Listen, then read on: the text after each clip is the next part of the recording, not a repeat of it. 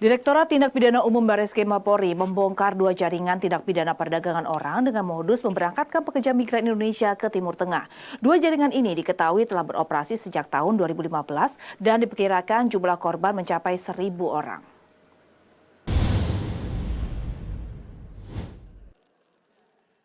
Dua jaringan perdagangan orang dengan kedok mengirimkan pekerja migran Indonesia ke sejumlah negara di Timur Tengah dibongkar Direktorat Tindak Pidana Umum Barreskrim Polri. Kedua jaringan ini beroperasi secara terpisah, yakni satu jaringan beroperasi dengan lintas Indonesia, Yordania, Arab Saudi, dan satu jaringan lainnya beroperasi untuk pengiriman Indonesia, Turki, Abu Dhabi. Dari kedua jaringan tindak pidana perdagangan orang ini, petugas meringkus 6 orang tersangka, yakni AS, OP, MA, ZA, SR, RR, dan menyita sejumlah barang bukti seperti 97 paspor, tiket pesawat, rekening koran, serta sejumlah barang bukti lainnya.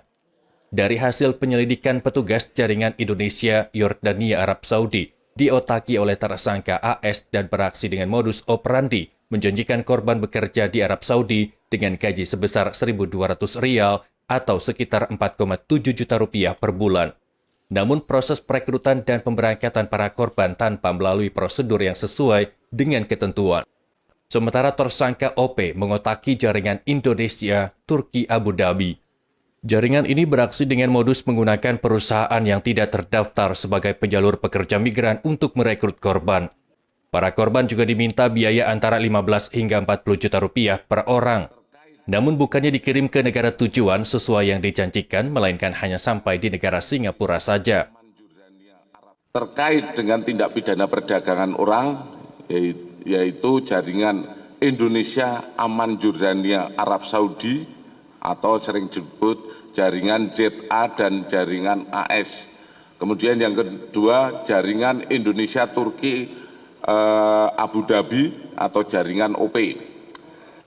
Yang pertama adalah pengungkapan jaringan Indonesia, Aman, Jordania, dan Arab Saudi. Yaitu pengungkapan ini diawali dengan adanya informasi dari Kedutaan Besar RI di Aman, Jordania tentang penanganan kasus WNI atau PMI yang terindikasi sebagai korban TPPO.